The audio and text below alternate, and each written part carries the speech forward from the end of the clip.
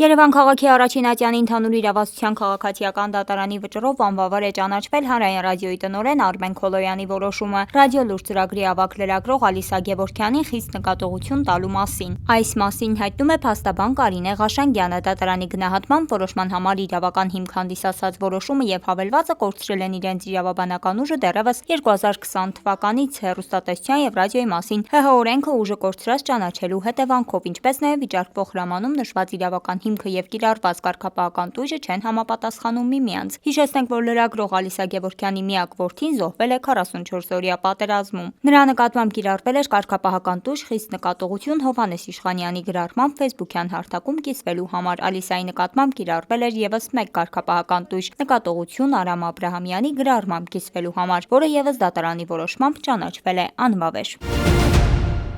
Արագածոտնի մարզի ընդհանուր իրավասության դատարանի դատավոր Դավիթ Դաբաղյանը հրապարակեց դատարանի որոշումը, ըստ որի Մկրտիչ Սրբազանի նկատմամբ ընտրված այլընտրանքային խափանման միջոցները վերացվեցին։ Նրա նկատմամբ սահմանվեց բացակայելու արգելք ու վարչական հսկողություն։ Հիշեցնենք, որ Մկրտիչ Սրբազանի նկատմամբ ընտրված էր տնային կալանք։ Վերաքննիչ դատարանը մերժել է վարչական պատասխանատվության ենթարկել Բագրատ Սրբազանին հավաքներ անցկացնելու կարգը խախտելու համար, հայտնում է Սրբազանի պաշտպան Տաթևիկ Սողոյանը։ Սրբազան պայքարի դեմ իրավական արշավանքները ոչ սկսվել են, ոչ էլ ցավոք սրտի ավարտվում են տերորիզմի տխրահռչակ մեղադրանքներով։ Բոլոր գործերի մասին առանձին խոսելու առիթներ դեռ կլինեն։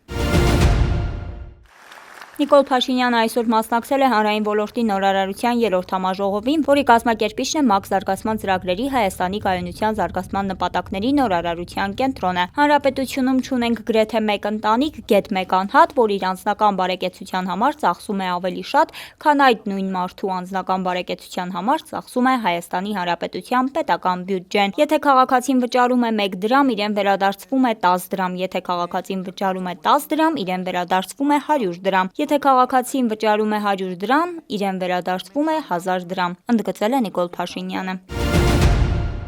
Իսպանիայի բնակիչ Անտոնիո Լամելասը ականատես է եղել իր ընտանիքի 35 անդամների մահվանը, որոնց բոլորին ախտորոշվել է անքնության հազվագյուտ տեսակ։ Ըստ Լամելասի, իր ընտանիքի անդամների մոտ ախտորոշվել է մահացու ընտանեկան անքնություն, որը չափազանց հազվագյուտ գենետիկ խանգարում է։ Նրա որդին Վիսենտեն մահացածների թվում էր։ Սկզբում նա կորցրել է քայլելիս մեկ որդքը շարժելու ունակությունը, ապա այլ հիմնական հմտություններ։ Նա սկսել է դժվարանալ սնունդ կուլ տալ ու վերահսկել մարմնի շարժումները։ Ըստ հոր, նրա վիճակը արագ վատթարացել է, քանի որ քնի պակասը կործանարար ազդեցություն է ունենում մարդու ուղեղի վրա։ Իսկ դուք ավելին իմանալու համար հետևեք Պանորամայի էմին։